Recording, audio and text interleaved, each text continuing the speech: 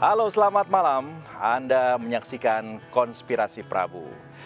Kalau Anda perhatikan, ada dipuji oleh Presiden Jokowi karena prestasinya yang bisa mencapai target investasi yang sangat luar biasa, angkanya 1.200 triliun. Yakini Menteri Investasi yang juga Kepala BKPM Indonesia dapat tantangan baru, targetnya itu dinaikkan, biasalah. Tetapi kita akan coba lihat apa sebetulnya rahasia dan resep dari seorang Bang Bahlil, saya menyebutnya, karena sangat egaliter orangnya, tentang resep dan juga tips untuk bisa mendatangkan investasi sebanyak itu.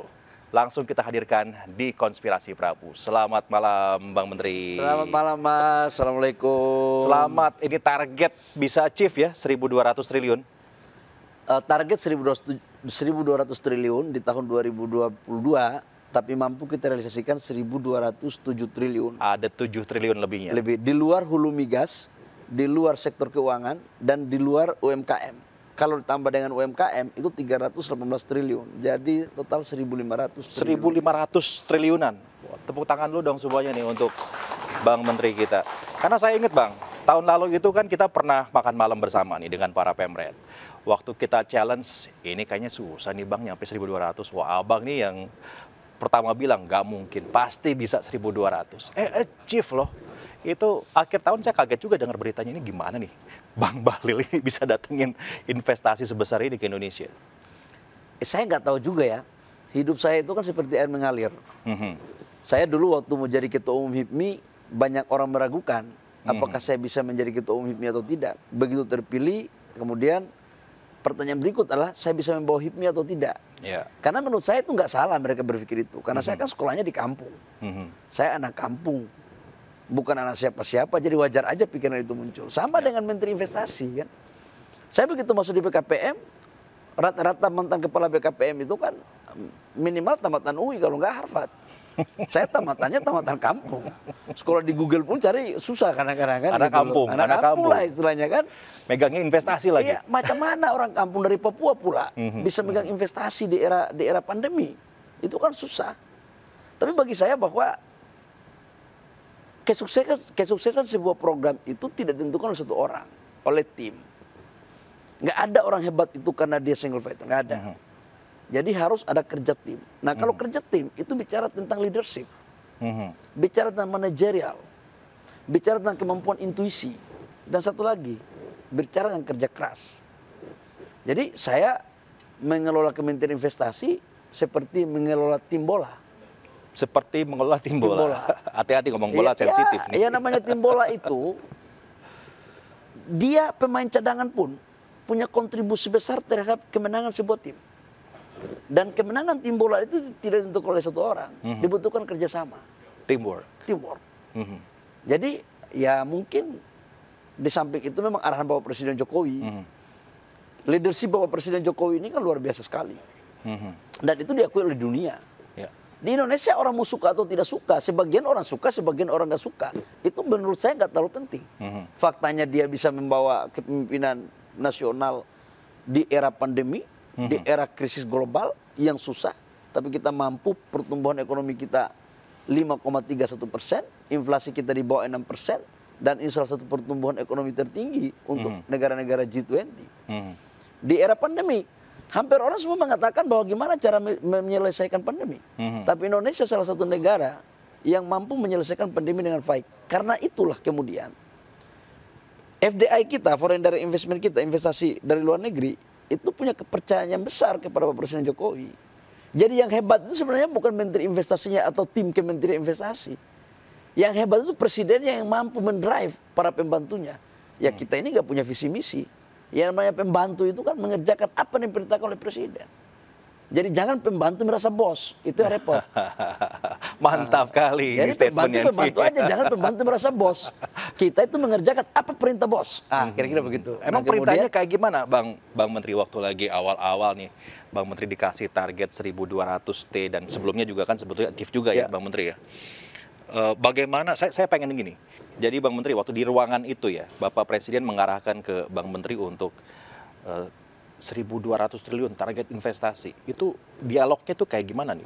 Wah ini ngeri ini, membocorkan rahasia dapur. Wih, nggak apa-apa lah. Sebenarnya gini ya, Saya itu tahun 2021, tahun 2020 itu investasi kita 815 triliun kurang lebih.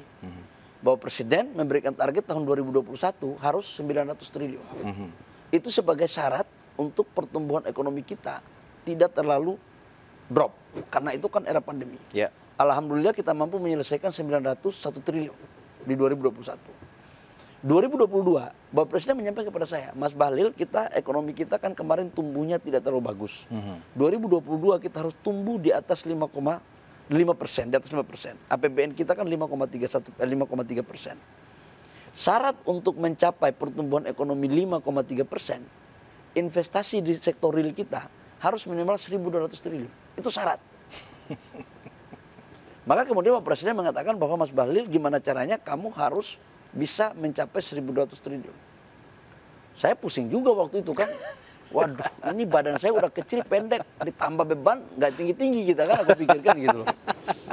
Tapi ya saya dapat memahami apa yang Pak Presiden itu perintahkan. Pertama karena memang kita sama-sama orang dari daerah. Orang daerah itu kan suka tangan-tangan.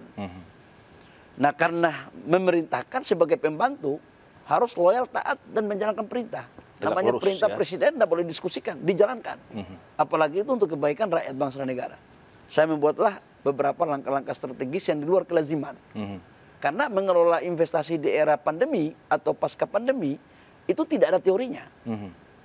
Di Harvard pun nggak ada, apalagi di UI. Maksudnya itu nggak ada. Gimana Bang maksudnya Bang? Tidak ada satu makom cerita strategi secara teoritis yang menjelaskan tentang merebut investasi di era pandemi atau pasca pandemi. Itu nggak ada teorinya.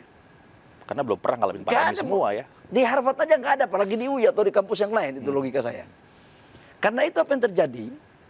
Ada yang disebut dengan intuisi dan konsep tiba saat, tiba akal. Tiba saat, tiba akal. Tiba akal. Oke, ini teori Bahlil nih. Bahlilnomics kayak ini. Karena apa? Gimana? Kita harus keluar dari makom kelaziman.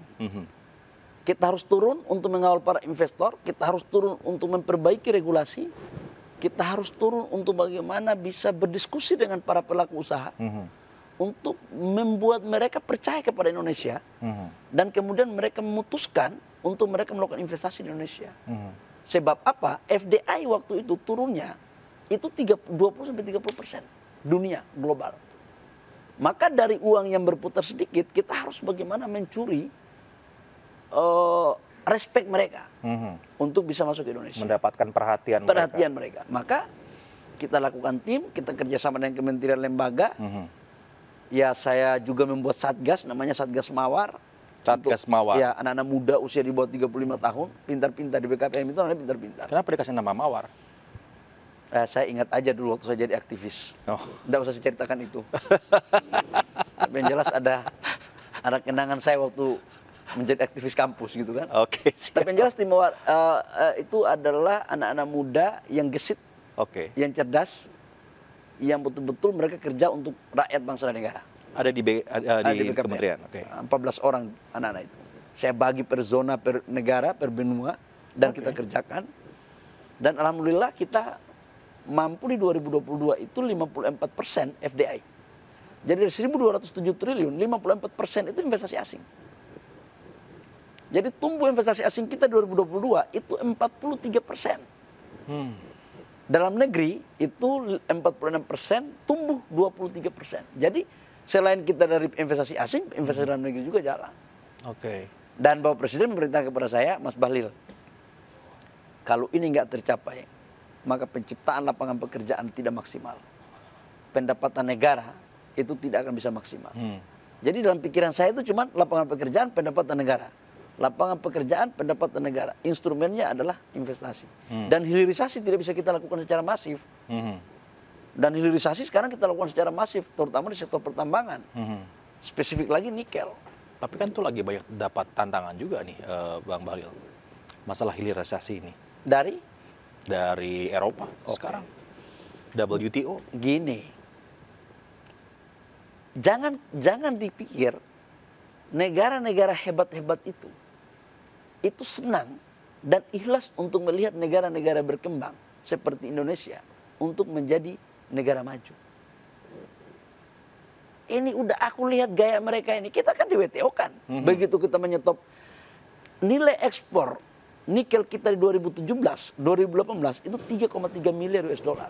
Ya. Begitu kita menyetop ekspor ore nikel dan di 2022 apa yang terjadi? Hilirisasi kita bangun secara masif. Dan nilai ekspor kita itu mencapai kurang lebih 30 bilion US dollar. 10 kali lipat.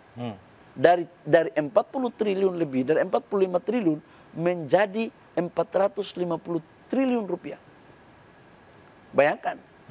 Pemerataan pertumbuhan ekonomi di daerah-daerah yang dulunya Maluku Utara yang dikenal cuma di peta, nggak ditahu rakyatnya bagaimana, sekarang salah satu provinsi pertumbuhan ekonominya tertinggi. Investasi udah masuk saja sekitar 10 bilion US dollar.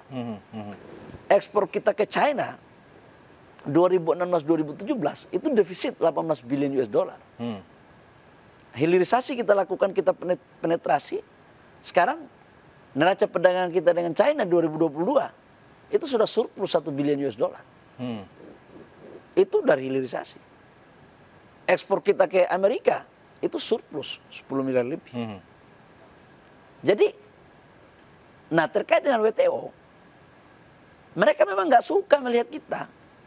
Mereka bawa kita ke WTO, kita dibawa kita di WTO, kita kalah di tahap pertama. Karena mereka nggak pengen kita bangun hilirisasi. Dan Bapak Presiden Jokowi mengatakan, saya tanya Bapak Presiden kita kalah. Bapak Presiden mengatakan, Mas Bahlil, negara ini sudah merdeka. Negara ini berdaulat. Ada rakyatnya, ada pemimpinnya, dan harus dihargai oleh semua dunia. Karena itu saya perintahkan lawan. Oh kita lawan lagi. Jalan terus. Jalan terus. Jadi sebenarnya saya mau tanya, presiden yang tukang melawan Eropa itu siapa? Loh buktinya yang disuruh kita lawan. Dan Bapak Presiden nggak pernah ragu dengan hal itu. Dan memang harus jujur saya akui bahwa kenapa itu negara-negara itu membawa kita ke WTO. Karena memang belum ada konsensus di G20. Baru kemarin kita menjadi presidensi, kita meyakinkan negara-negara itu bahwa hilirisasi, nilai tambah, kolaborasi itu bagian terpenting. Maka lahirlah di komunike di paragraf 37. Itu sejarah dibawa ke pimpinan Bapak Presiden Jokowi. Dan munculnya di Bali ya? Munculnya di Bali. Dan kita deklarasikan Bali Compendium. Kayaknya gayanya Bang Bahlil, Bang Menteri dengan Pak Presiden ini cocok ya, chemistry-nya ya. Kayaknya terobosan ini begitu. Mungkin karena kami sama-sama orang daerah dan bukan anak siapa-siapa kali ya. Bukan anak siapa-siapa. Ya. Memang karena ya. bukan anak siapa-siapa. Bapak Presiden itu kan orangnya sederhana sekali. Dan kalau sudah maunya A, jangan dilawan bos. Apalagi untuk kepentingan rakyat. Oh pasti dia hadapi terus. Dan kami kerjanya kalau sudah begitu tidak mengenal hari libur. Sabtu Minggu tetap hari kerja. Jadi itu kira-kira. Dan hilirisasi ini harus kita lakukan. Negara ini kalau mau maju, instrumennya hilirisasi.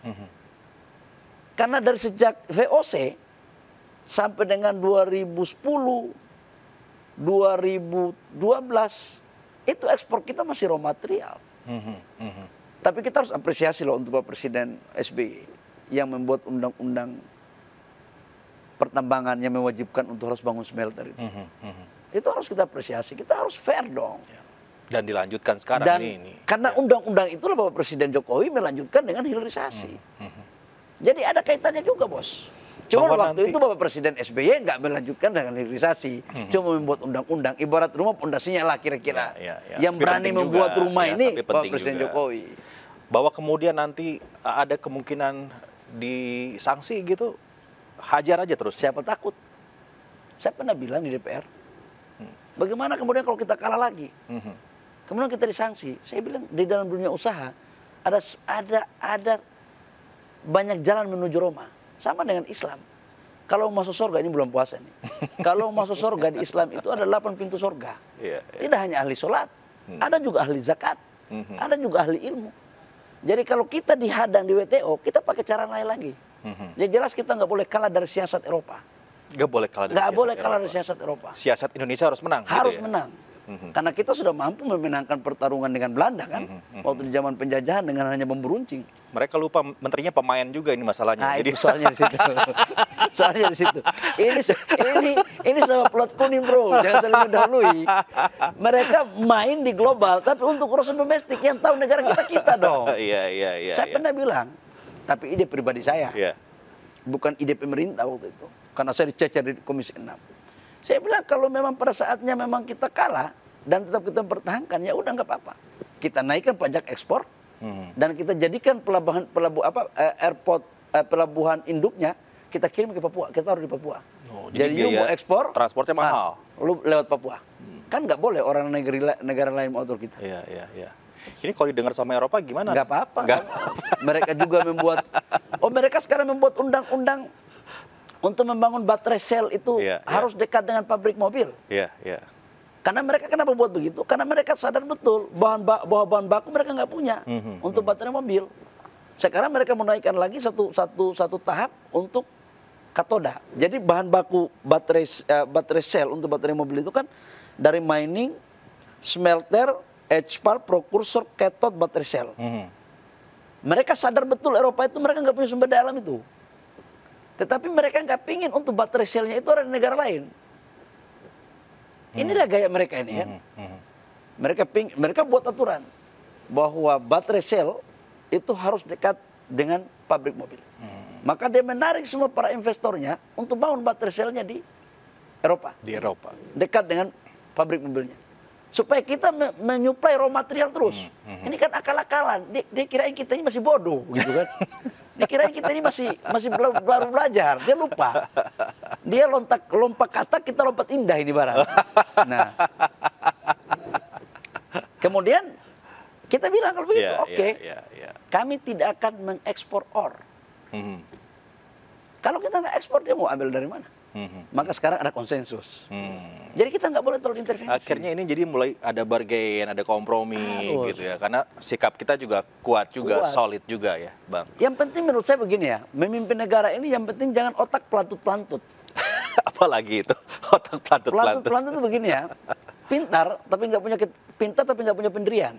Oh, nggak boleh dong itu. Iya. Ini yang repot. Iya. Ngapain pintar kalau nggak punya pendirian? Yang penting punya pendirian dulu harus ya, Bang punya, ya. Harus punya leadership. Siap. Harus punya pendirian, harus punya prinsip. Pintar itu bisa sama-sama kita belajar. Nah, ini bicara tentang kepemimpinan. Menarik juga nih kita ngomongin supaya kepemimpinan 2024 itu solid. Gimana kalau kita ngobrolin di 2024? Selanjutnya berikut maksudnya. Tetap bersama kami.